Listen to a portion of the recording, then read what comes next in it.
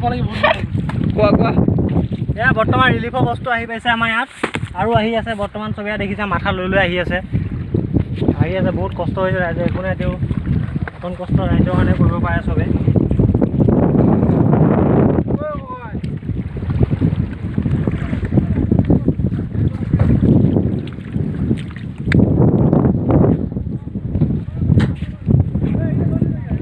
গোটেইখিনি নিলো অলপ অলপকৈ নিলো হয়